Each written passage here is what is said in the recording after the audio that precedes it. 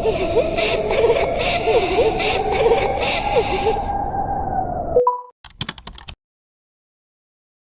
के लगभग 1 बजे का समय था। काले कपड़े पहनी एक औरत, जिसने अपना चेहरा कपड़े से ढका हुआ था, हाथ में एक काले रंग की पोटली लिए चौराहे की तरफ बढ़ रही थी। चौराहे पर पहुंचकर वो रुक गई और उसने उसी पोटली से कुछ सामग्री निकाली।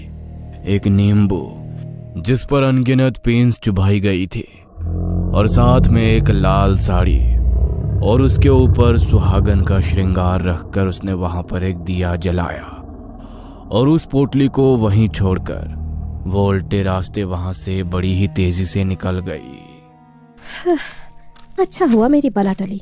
अब ये बला किसी के ऊपर भी जाए, मुझे कोई मतलब नहीं। वो औरत अपनी बला का उतरा करके चौराहे पर रख गई।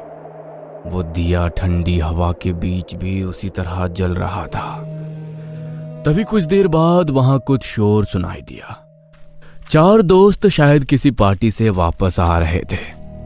रोड पर स्ट्रीट लाइट की रोशनी पड़ रही थी, मगर बार बार वो लाइट फ्लिकर कर रही थी, जिस वजह से उन्हें रास्ते पर ठीक से कुछ दिखाई नहीं दे रहा था। और तभी चलते चलते उनमें से एक लड़की प्रियांशी का पैर चौराहे पे रखे उस सामान पर पड़ गया, और उसी समय स्ट्रीट लाइट ने भी फ्लिकर करना बंद कर दिया। उसकी दोस्त आयुषी का ध्यान उस सामान पर पड़ा। ओ माय गॉड, ये क्या किया तूने? पता है ना चौराहे पर ध्यान से चलना चाहिए। पैर पड़ गया ना तेरा चौराहे के सामान पर। एक काम कर, अभी ही माफी मांग ले और बोल दे कि गलती से तेरा पैर इस पर पड़ गया, और जिसके लिए भी क्रिया का सामान रखा है वो तेरे पीछे ना आए। क्या कितना ज्यादा फट्टू है रे तू।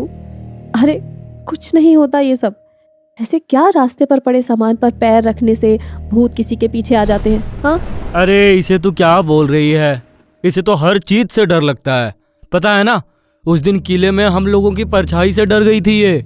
देखो वो बात अलग है, लेकिन तुम्हारा पैर चौराहे पर पड़ा है, इसे मजाक मत समझो और माफी मांग लो, वरना वरना वरना क्या? बेवकूफ कहीं की। खुद तो इतना डरती है, हमारा भी दिमाग खराब कर देती है। नहीं मांग रही मैं माफी, जा। जिस भूत को जो करना है वो कर ले। इसी सामान पर पैर पड़ा था ना मेरा, अब देख मैं क्या करती हूँ। प्रियांशी ने चौराहे पे रखे सामान का मजाक उड़ाते हुए उसे ठोकर मार दी और हंसते हुए आगे बढ़ गई।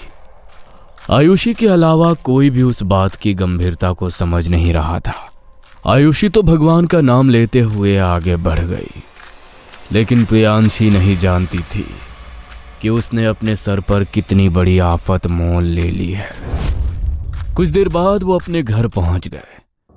प्रियांशी चेंज करके अपने बिस्तर पर जाकर लेट गई। उसने सोने के लिए अपनी आंखें बंद की ही थी कि तभी उसे कमरे में एक अजीब सी फुसफुसाहट महसूस हुई, जैसे तो कोई बड़ी ही धीमी धीमी आवाज में सिसकते हुए रो रहा हो। उस आवाज से प्रियांशी का ध्यान भटका और उसने अपनी आंखें खोली। उसने इधर उधर देखा, मगर कमरे में उसे कोई भी दिखाई नहीं दिया। ये कैसी आवाज आ रही थी अभी? लगता है मेरे कान बज रहे हैं। थोड़ी देर बाद प्रियांशी फिर से अपनी आंखें बंद करके लेट गई, मगर इस बार भी उसके कानों में वही रोने की सिसकियां सुनाई दी, और इस बार वो आवाज पहले से ज्यादा तेज थी।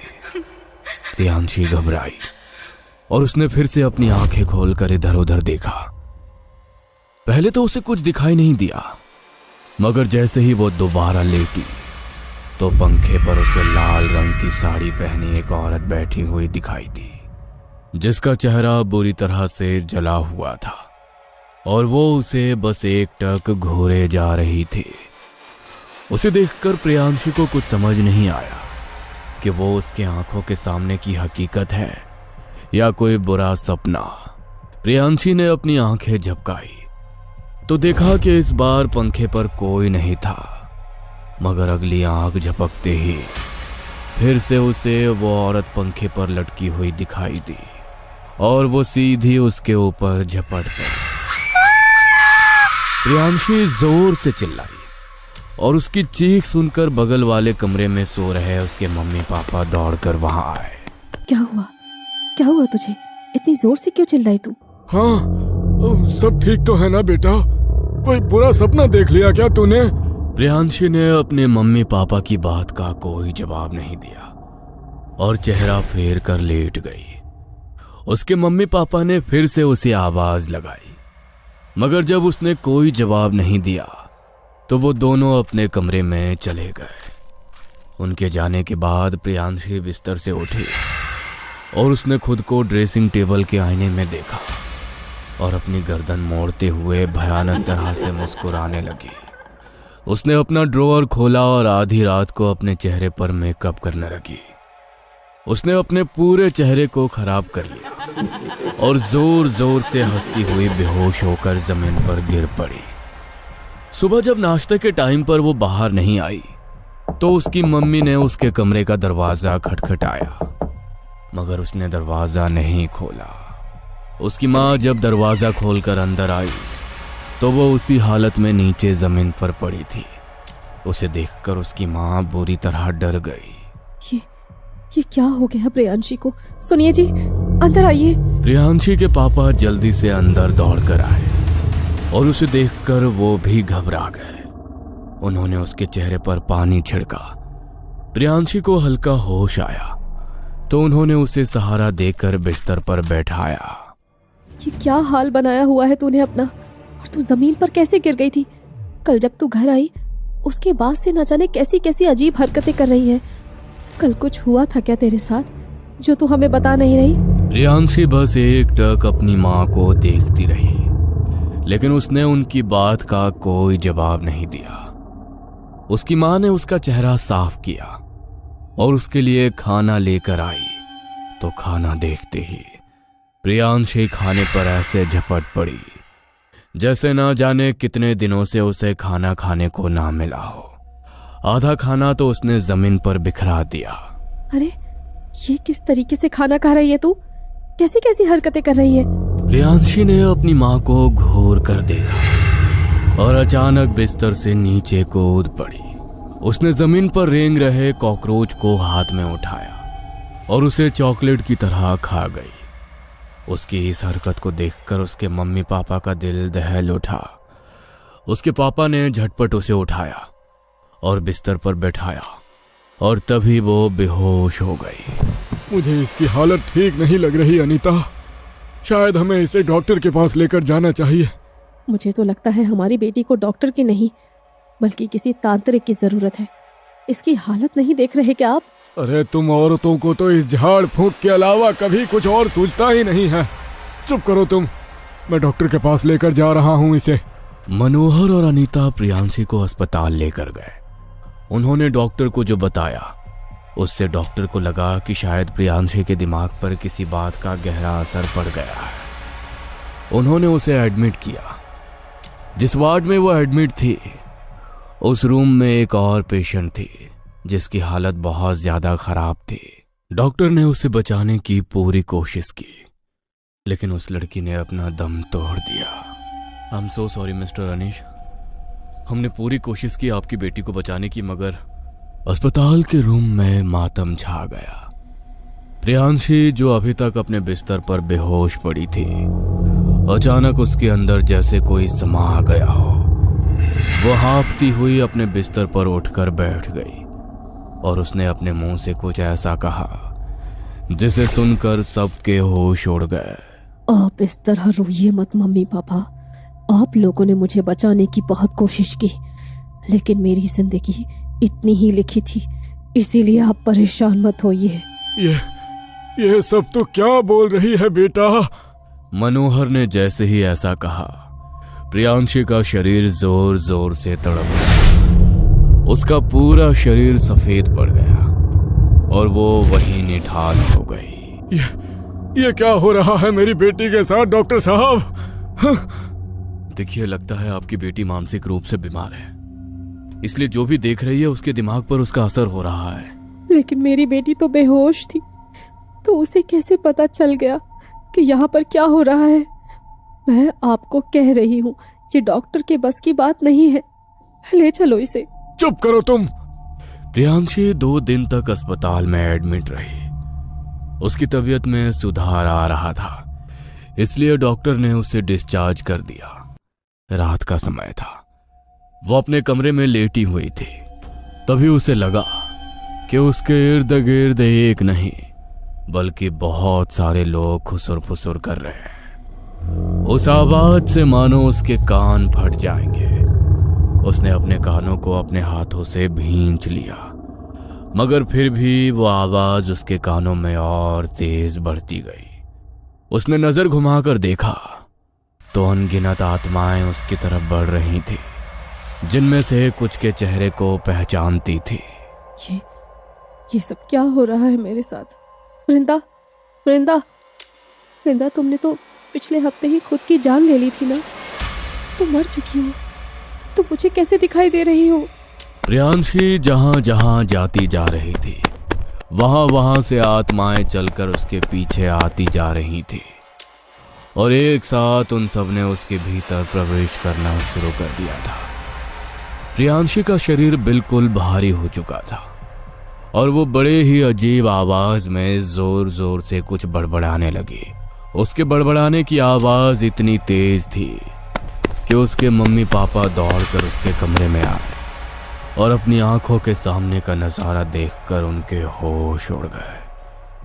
प्रियांशी के शरीर की सारी हड्डियां मुड़ चुकी थी और वो अजीब अजीब आवाजों में बड़बड़ाए जा रही थी। मैंने बोला था ना आपको कि हमारी बेटी को तांत्रिक बाबा की जरूरत है। अभी के अभी लेकर आइए किसी को, वरना इसकी हालत संभलने में नहीं आएगी। ए बुढ़िया, तू चाहे किसी को भी बुला ले, लेकिन अब कुछ नहीं कर पाएगी। इसने खुद अपने अंदर आने का न्योता दिया है, इसीलिए अब कोई इसे हमसे अलग नहीं कर सकता। इसका शरीर अब हमारा घर है। अगर हमें यहाँ से निकालने की कोशिश की तो ये भी फिर हमारे साथ ही जाएगी। प्रियांशी के मुंह से ये सब सुनकर उसके मम्मी पापा के पैरों तले से जमीन खिसक गई। प्रियांशी के शरीर की हर एक हड्डी मुड़ चुकी थी, मगर उसके बाद भी वो बड़े ही भयानक तरीके से मुस्कुरा रही थी। अपने हाथ पैरों पर रेंगती हुई वो अपने मम्मी पापा की तरफ बढ़ने लगी। उसके पापा ने हिम्मत करके अनीता का हाथ पकड़ा और जल्दी से उसे कमरे के बाहर खींचकर कमरे को बाहर से बंद कर दिया। मुझे पहले ही तुम्हारी बात मान लेनी चाहिए थी। अगर पहले तांत्रिक बाबा के पास चले गए होते तो प्रियांशी की हालत इतनी खराब ना होती। जैसे जैसे वे बातें करते जा रहे थे, वैसे वैसे अंदर से आने वाली प्रियांशी के हंसने की आवाज और ज्यादा भयानक होती जा रही थी। उसकी मां घबराते हुए घर के मंदिर वाले कमरे की तरफ दौड़ी। उन्होंने आधी रात को ही मंदिर में दिया जलाया और माता रानी की आरती गाने लगी और उसी वक्त प्रियांशी के कमरे से उसकी चीखों की आवाज सुनाई दी। लेकिन उनके अंदर इतनी हिम्मत नहीं हो रही थी कि वो उसके कमरे का दरवाजा खोलकर उसके पास जा सके। कुछ देर तक चीखने के बाद कमरे से उसकी आवाजें आनी बंद हो गई। मनोहर और अनीता ने चैन की सांस ली और मंदिर वाले कमरे में ही बैठ गए। इस कमरे में कही हुई बातें शायद वो आत्माएं सुन नहीं सकेंगी। मैं कल सुबह होते ही तांत्रिक बाबा के पास जाऊंगा। अब हम एक और दिन भी इंतजार नहीं कर सकते। अगली सुबह घर में बिल्कुल खामोशी थी, मगर शाम होते ही फिर से प्रियांशी के कमरे से वैसे ही हंसी की आवाज सुनाई देने लगी। दीवार को कुरेदने की आवाजें बाहर तक जा रही थी। उसकी उंगलियों का मांस फट चुका था और खून बहकर फर्श पर गिरने लगा था। उसकी मां ने कमरे का दरवाजा खोला और उसकी हालत देखकर उसकी आंखें फटी की फटी रह गईं। प्रियांशी उन्हें देखकर जोर जोर से हंसने लगी। तभी अचानक प्रियांशी का चेहरा गंभीर हो गया। कमरे के बाहर तांत्रिक बाबा खड़े थे, जिन्होंने कमरे के बाहर एक रक्षा घेरा खींच दी थी। उन्होंने कमरे के भीतर प्रवेश किया तो प्रियांशी आक्रामक हो गई और अलग अलग आवाजों में फिर से बड़बड़ाने लगी। तुझे क्या लगता है तो इसे बचा लेगा। इसने खुद हमें अपने शरीर में प्रवेश करने का आमंत्रण दिया है। इसने मेरा अपमान किया और मेरी क्रिया के सामान को ठोकर मारी, इसलिए मुझे इसके साथ चलकर इसके साथ आना पड़ा और अब मैं इसे नहीं छोड़ सकती। मुझे इसका शरीर चाहिए। तांत्रिक बाबा समझ गए थे कि उसके साथ एक के साथ बहुत सी आत्माएं बंध गई हैं, मगर इसका कारण उन्हें समझ नहीं आ रहा था। इसलिए उन्होंने प्रियांशी के इर्द गिर्द गोल घेरा बना दिया ताकि वो उससे बाहर ना निकल सके, और वहीं पर एक अग्नि कुंड जलाकर बैठ गए। उन्होंने मंत्र पढ़ते हुए ध्यान लगाए तो उन्हें अपनी आंखों के सामने सब कुछ नजर आने लगा, मगर उनका चेहरा निराशा से मुरझा गया। वो कमरे में जलती हुई अग्नि छोड़कर बाहर आ गए। क्या हुआ बाबा, आप बाहर क्यों आ गए?